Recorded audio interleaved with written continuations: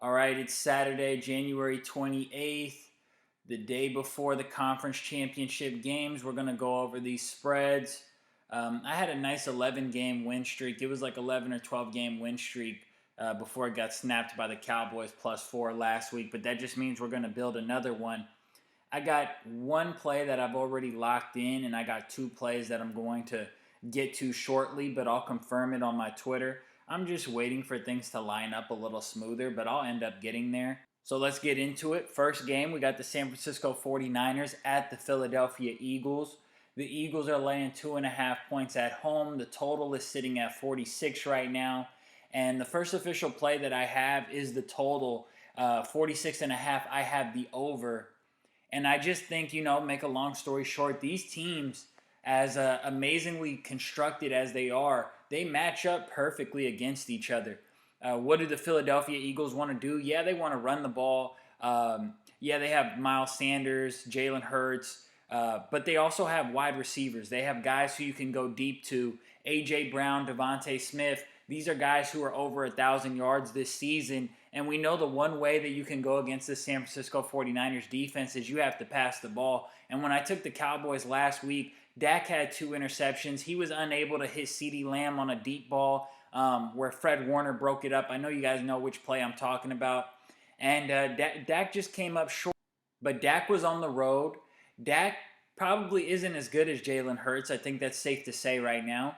And Dak didn't have the weapons that Jalen Hurts has. So Jalen Hurts being at home with this O-line, with these options, with the tight end to go to, I just think that he has enough to work with where he can spread this San Francisco Niners defense out and he could pick them apart a little bit in certain schemes. Like he's going to be able to dial it up. They're going to be able to dial up some plays where they can get those guys open.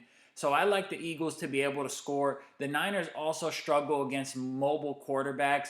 We saw Justin Fields have some success against them. Over the years, we've seen Russell Wilson have success against them.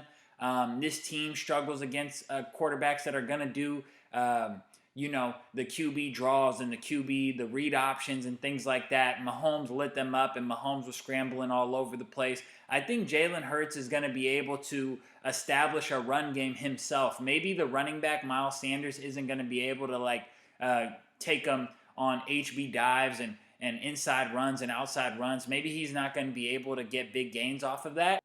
Hurts should be able to pick up some good yards, and that's just only going to open up the passing game even more. So I think the Eagles are going to have their way offensively. Of course, the San Francisco 49ers defense is going to make it very tough, but I just think the Eagles match up well. And when you look at this Niners team, what do the Niners do? Especially on the road with a rookie quarterback, what is Shanahan going to do? He's going to run the football. He's going to run the football a ton, and they're going to have success. The Washington Commanders came into Philadelphia, and they beat them by running the football.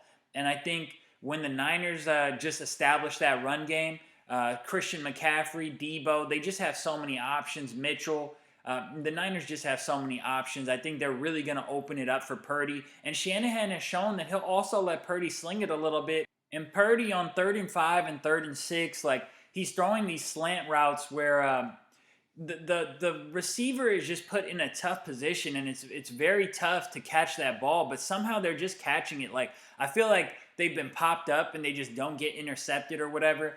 And that kind of leads me to my next point. I think the Eagles are going to be able to start picking off some of those balls, but if they don't, it's just going to help the over. Either way, it's really going to help the over. If they're picking the balls off, I think it just helps the Eagles maybe get a pick six or put themselves in great position to score. And if they're not able to stop that and the Purdy magic just continues and he just keeps hitting those 3rd and 5 slants or whatever, those crazy 50-50 balls, I think that that's just going to lead to the Niners scoring even more points. So I think that points are going to come in this game. I think everybody's looking at the under, and I just think that the over is probably the sharpest play of the weekend. I just think that these teams, what they do, the other team has a hard time against. And we haven't seen both these defenses, as good as they are, we haven't seen them go against offenses that are as good as the opposition that they're playing this week presents. Like the 49ers, the only offense that you can really compare to what they're seeing this weekend in Philadelphia is the Kansas City Chiefs. And they were home against the Chiefs, and they just got absolutely crushed. So I think the Eagles are going to get whatever they want. I think the Niners should be able to get what they want. And that also leads me to taking the Eagles at -2.5. That'll be the second play. I'm just waiting right now because right now it's sitting at -120. I wouldn't really like this play at -3. I want to get it at under a field goal because it's just such a key number. But there is potential for this game to get ugly. If Purdy is struggling or if the Niners defense just hasn't seen an offense like this before, there is potential for this game to get a little out of hand with the Eagles at home. I just think the Eagles at home are able to front run and just really explode. I think they're well rested, and I think they've just geared up for this. When the Eagles were starting to struggle towards the end of the season, I think people were looking a little too deep into it when really this team was just trying to make sure that Jalen Hurts was right and that they were going to be able to make the push. And I think that they really managed this roster very well and just timed it out well. And we saw what they did against the Giants. I told you guys last week they were going to crush the Giants if Jalen Hurts and Lane Johnson were healthy, and those guys ended up looking good, and that's what they did. They crushed the Giants. So Niners Eagles over 46.5 is the official play, and Eagles -2.5 or less is going to be the play. I'm just waiting to get it at under -120. I think I can. So that's the play.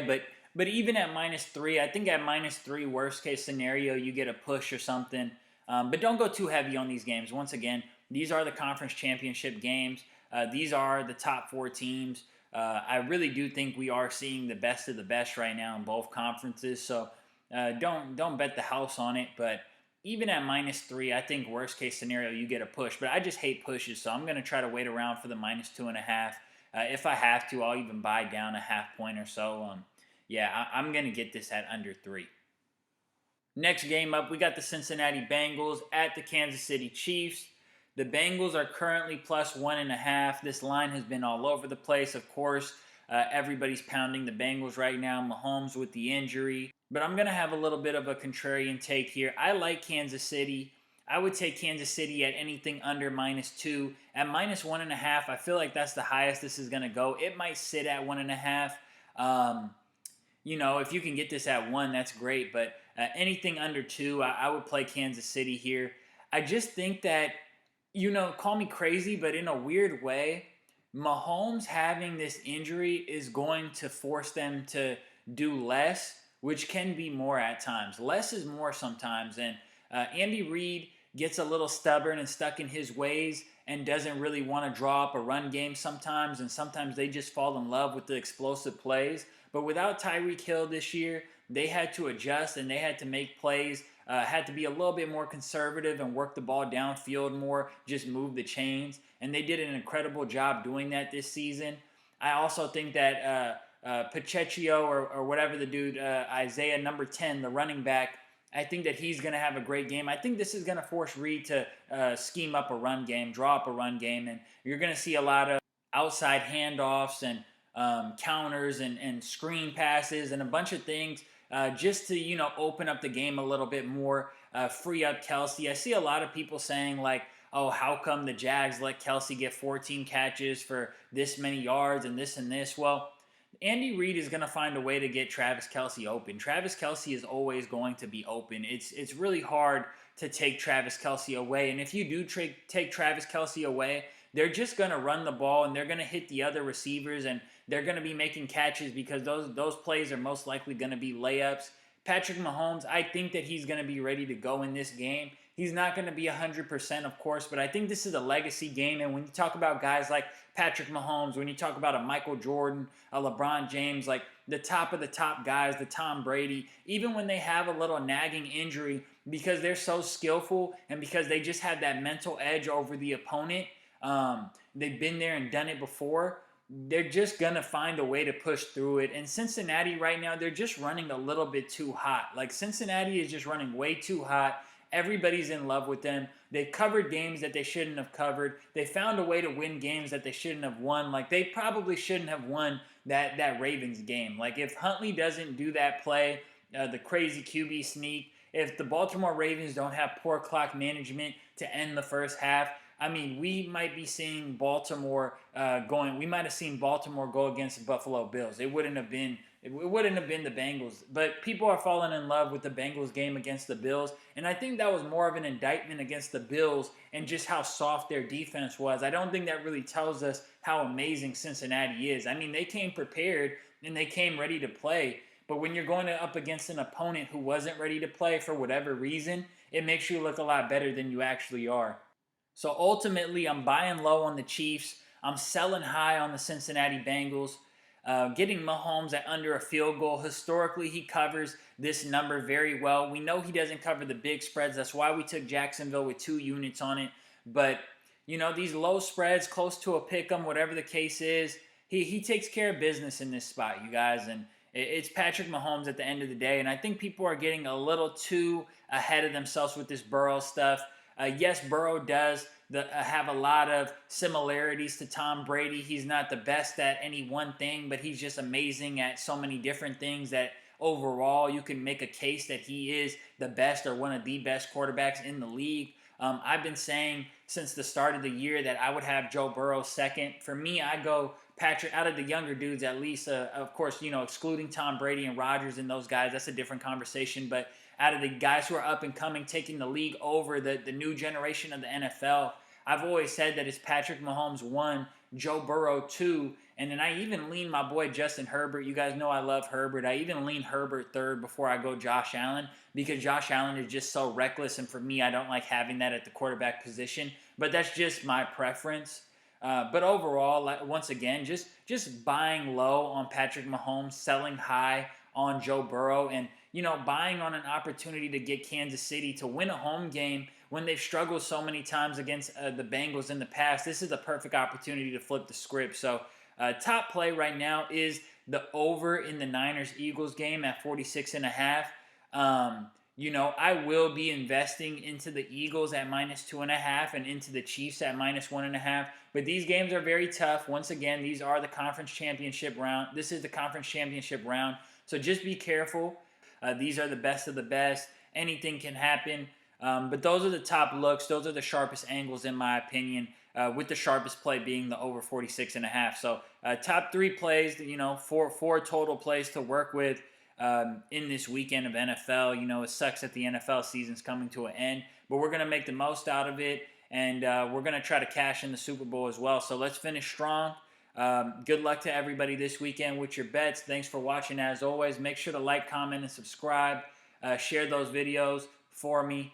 And until next time, peace.